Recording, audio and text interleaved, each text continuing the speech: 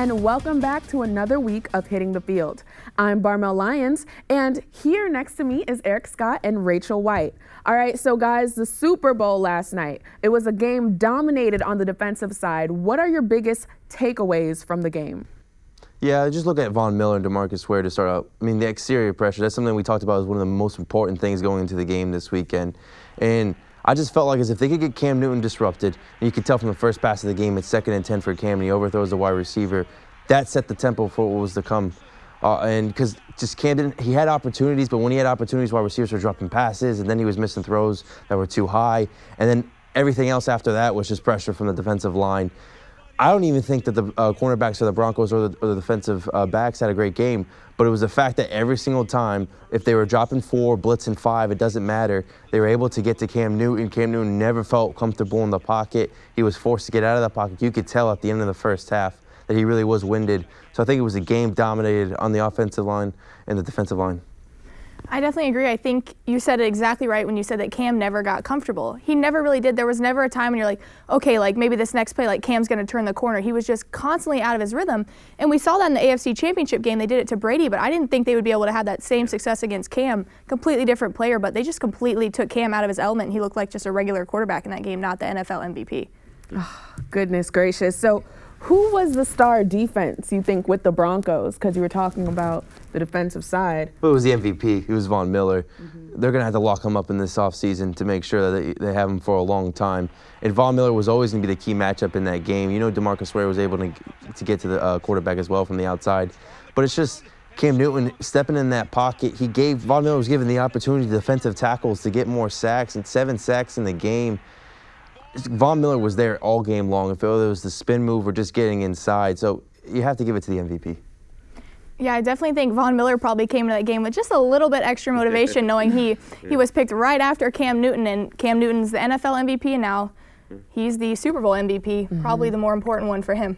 All right, so what do these teams need to do to get back here again, back to the Super Bowl? Well, Rachel, I think you'd agree with me. It's the Carolina wide receivers that need to get better. Listen, I know they're going to get Kelvin Benjamin back, but I don't even know if any of these guys are reliable, too. You look at Ted Ginn Jr., someone who can extend the field, get up the field, and get long. But I don't know how much of the threat that's going to be as teams have more tape and have another offseason to prepare for a Carolina offense. Something else, someone in the slot. I liked Corey Brown, but he got hurt in the first half. I just think Carolina, even with Kelvin Benjamin back, they don't have enough on the offensive side of the ball. And I hate saying that with a team that scores 31 points per game, number 1 in total offense. I just think they need 2 wide receivers, and Kelvin Benjamin will be one of them to get them back. I think you're absolutely right. Cam Newton needs someone he can trust. There were a lot of, throws that were a little bit off, and they, weren't sure if they could catch them or whatnot. And that one play where they ended up ruling it not a catch, I think most of us can agree it was a catch, but he bobbled it 3 or 4 times before he even got to that position. And I think on the Broncos side, they're going to have to figure out a quarterback situation, because I think the general consensus is that Peyton Manning will probably retire. And with them possibly franchise tagging Von Miller, that's going to leave Osweiler free agent. We don't know what's going to happen there. We've seen a lot of cases in the past. Matt Flynn comes to mind, where a backup plays a few good games and becomes a hot target on the free agent market, and someone's going to offer him a lot of money. So we'll see if it'll be Osweiler or somebody else for Denver. Okay, so we were just talking about Peyton and probably would retire. So let's get down to it. Let's talk about his game and if we think it's his last one. I hope it is. You could tell from last night that he doesn't have much left in the tank. The passes can't even get there. He was trying to hit wide receivers and curl routes, and the cornerbacks, even if they were late on it, they could pick it up by just the velocity on the ball. Peyton Manning doesn't have enough arm strength in him. I mean, he does still understand the game at a level that we will never. But the fact is, he just doesn't have the athleticism to play anymore, and I hope this is his last game. I think it is. I was hoping last night it'd be a fairy tale ending and he would just release it tonight, but I guess not. Yeah, I mean, that definitely was not a great game by Peyton Manning, and not by his own standards for sure. And you could just see physically he's not there. He still has the mental capacity, and that's great, and he can carry that into another role in the game in the future, but I think it is going to be his last game. Yeah, you have to also credit Peyton Manning for just controlling that offense. They're on the goal line. He could have thrown, but they decided to run the ball, waste more time off the clock. He almost said, hey, I can't win this game for us. I'm going to let the defense win this game. Von Miller, DeMarcus Ware, you guys go do your thing. I'm just going to waste as much time as I can in this fourth quarter and let you guys run it out. And I was scared for a minute because 16-10, you just felt, oh, here comes Cam Newton. He's going to figure it out. One drive, all he needs to score is one touchdown. This game is over. And then they just figured it out all game long. No matter what happened, it always felt like Carolina was backing themselves up, whether it was through penalties or just no yards in the run game. So I think Peyton Manning, he understood the game, and you have to credit him for that. Yeah, I think Peyton, he made a few mistakes early, that really bad interception we can all agree on. But then he really did. He deferred to CJ Anderson and let him get some good touches and good carries and really drove that offense to success. And Peyton realized that it wasn't going to be him and that it didn't matter. He can still finish on top, even if physically he didn't have his best game, obviously. Okay, and what we can't do is not forget about the Cam Newton reaction during his media conference.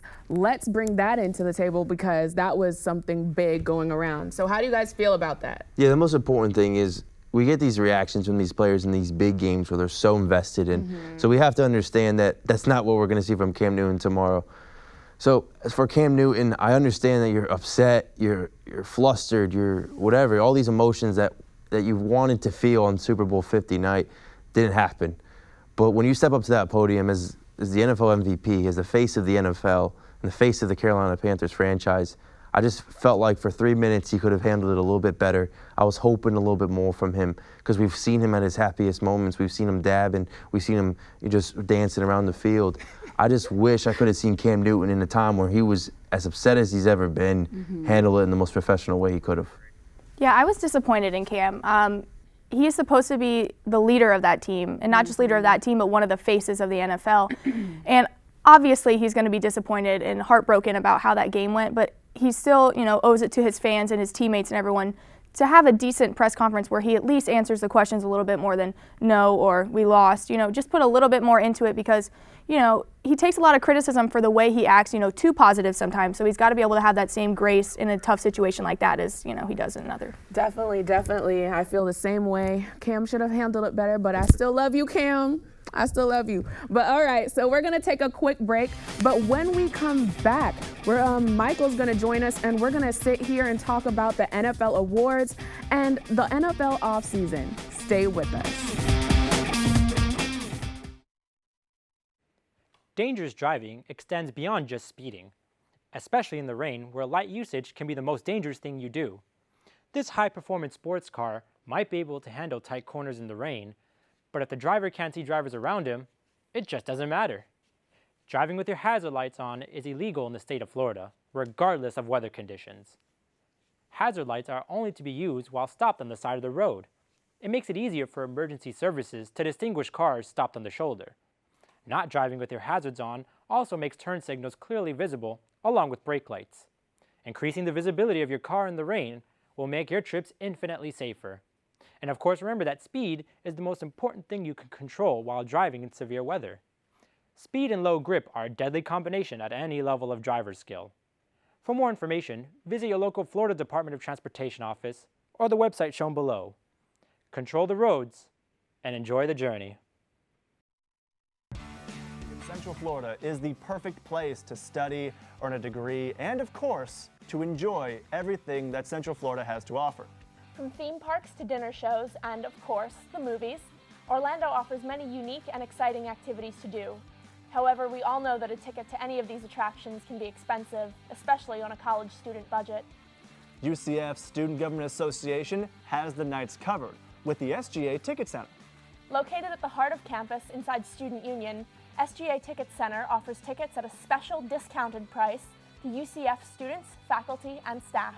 Not only do they have discounted tickets for theme parks, but they also have discounted tickets for other attractions like Blue Man Group, Pirates Dinner Adventure, and Kennedy Space Center. Save your money and experience all Orlando has to offer. For more information, you can visit their website.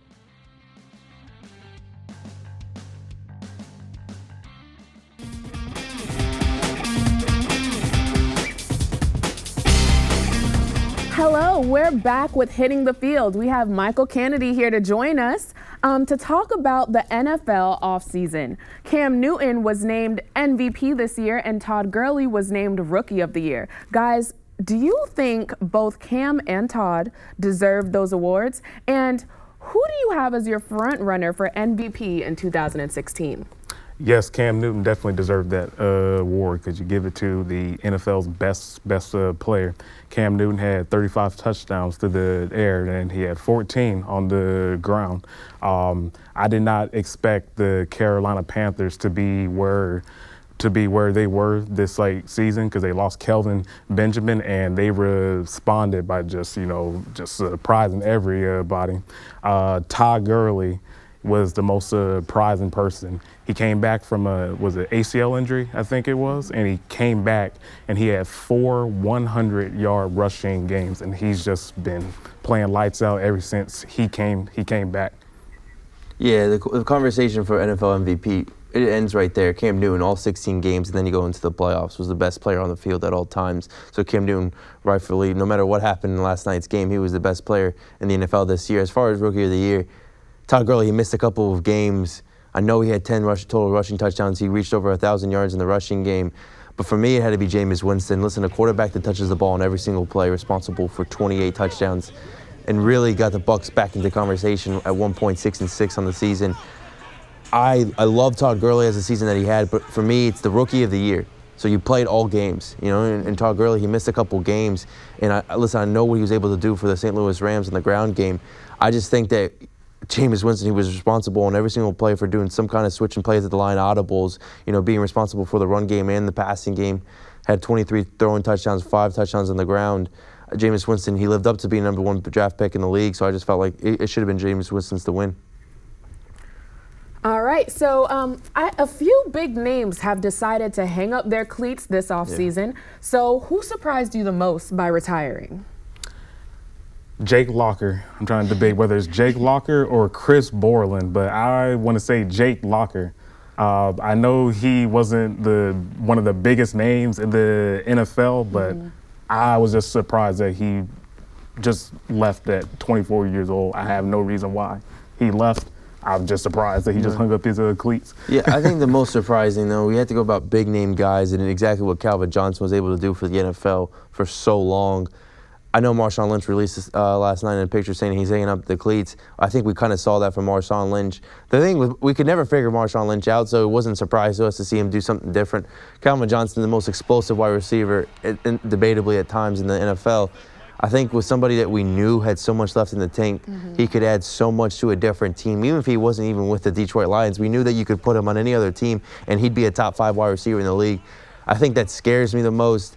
And then, listen, the fact about Marshawn Lynch is that he was still dominant in the running game. He could go to any other team as well and still get a 1,000-yard season. So I think for him to hang up the cleats, these 2 players that just decided to not play anymore, retire, and really not pursue another 2-3 years like they could have in the NFL, I think that's what's most surprising. I'm not too surprised that Calvin Johnson hung up his cleats because Barry Sanders actually left as well. The organization, they have just been one of those teams where they just never, want to get other, so you think it's the Detroit Lions that are responsible for his retirement? To go and, make that team, better. And I just feel, I don't feel no regret for Calvin leaving. Calvin has did so much for that team that he knows that he's not going to go nowhere. But do you think it was the Detroit Lions' organization for the reason why he retired? Detroit will never be one of those teams where they're going to invest to get better players. It's the Detroit organization. That's the reason why. All right, well, there you have it. We're going to take a quick break, but after, we're going to have Josh and Justin who are going to be talking about the NBA midseason awards. Stay tuned.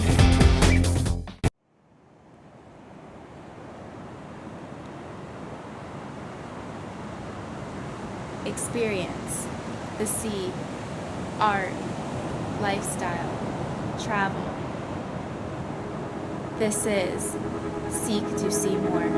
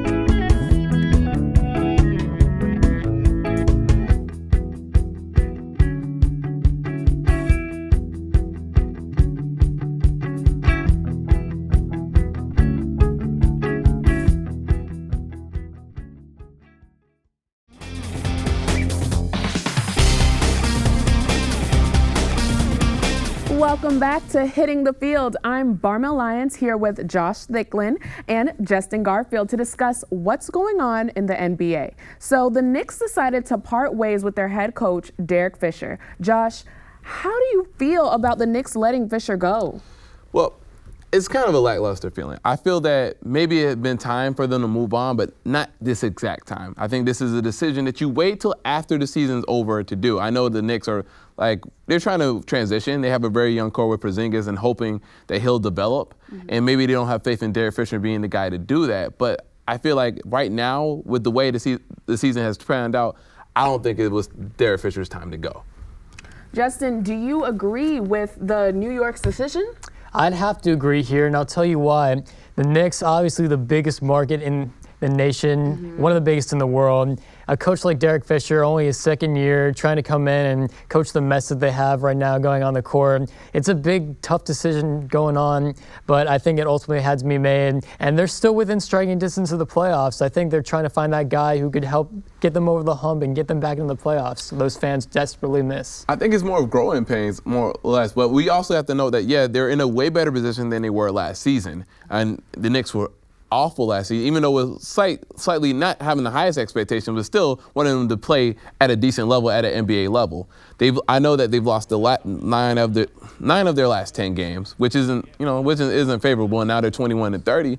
But Derek Fisher is a young coach, and this is only his second year, and I think that we really could have seen some movement and more improvement heading forward, at least giving them more chance. The NBA changes ties all the time. Unfortunately, that's not how it works in New York. Those fans are demanding right away, so I think that's what ultimately drove them to the decision to part with Derek Fisher. All right, so the Knicks named Kurt Rambis the interim head coach until further notice. But now we're about halfway through the season, and the All-Star weekend kicks off Friday in Toronto. Justin, what event are we looking forward to most All-Star weekend? To me, it's still the dunk contest. Every single year, I look forward to this premier event. This year, we've got Will Barton of the Nuggets, Andre Drummond of the Pistons, local boy Orlando Magic's Aaron Gordon, and then the reigning dunk champ, Minnesota Timberwolves, Zach LaVine. I think we've got a lot in store here. It's going to be a great contest once again.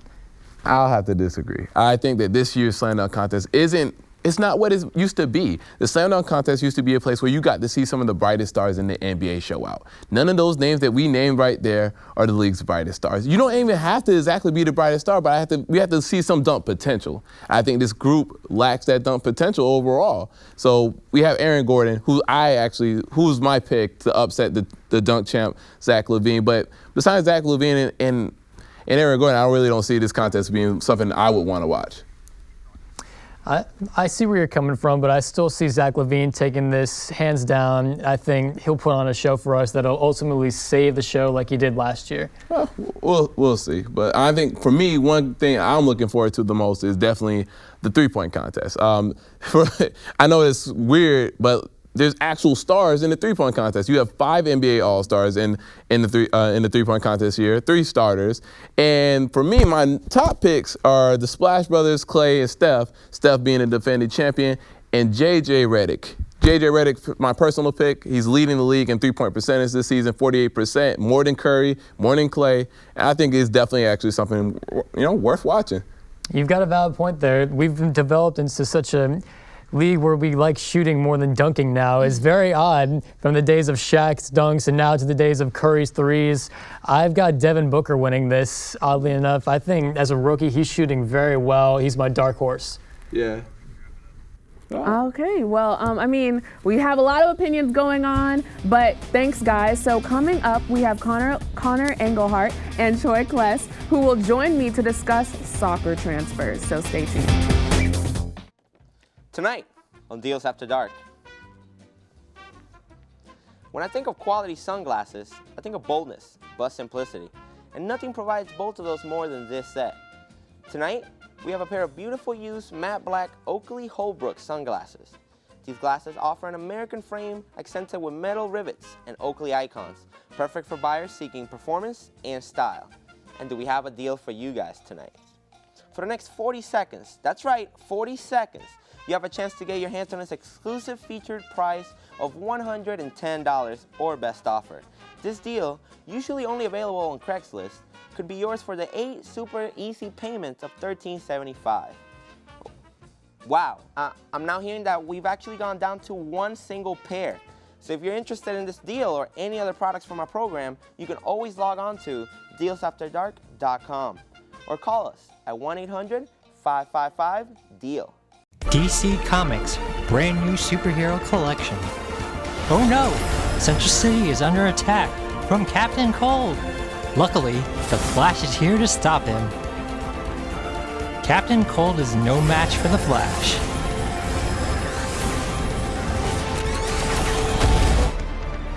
The Green Arrow needs the Flash's help. The evil Deathstroke is trying to take over the city.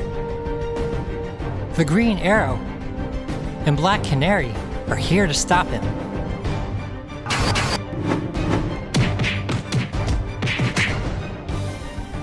Deathstroke is too strong to beat alone. With teamwork, they can defeat Deathstroke once and for all.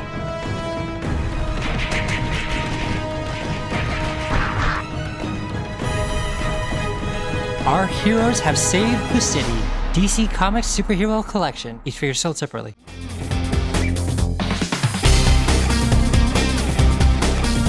Welcome back to Hitting the Field. We have Connor Engelhart and Troy Kless here to talk about the January transfer window. Troy, which teams do you think made the best signings? Well, we're going to kind of look in the bottom half of the English Premier League table here because that's where teams really, needed to make additions. So I'm going to start off, I'm going to say Newcastle United. They got almost a bit of a bargain in John Joe Shelby. He's still a very young midfielder. He didn't get a whole lot of chances at Liverpool to really shine through. And, he also made some national team appearances too. So I think Newcastle will be pretty happy with the signing, and also the addition of Andros Townsend. I think it'll really help them as they push to try and stay in the Premier League. I mean, they've got some pretty young players too in Mitrovic and Ayos Perez. I think Steve McLaren has a pretty solid young group that he can, develop, and, hopefully they'll stay in the Premier League. See, I can agree with you with John Joe Shelby. He's already, proven his worth with that great assist this weekend to, get them the W. But Andros Townsend, can you please go in a little bit more depth? Because he really hasn't shown anything for Tottenham. He's been okay at the England level, but for £12 million, I don't think Townsend's a good signing at all.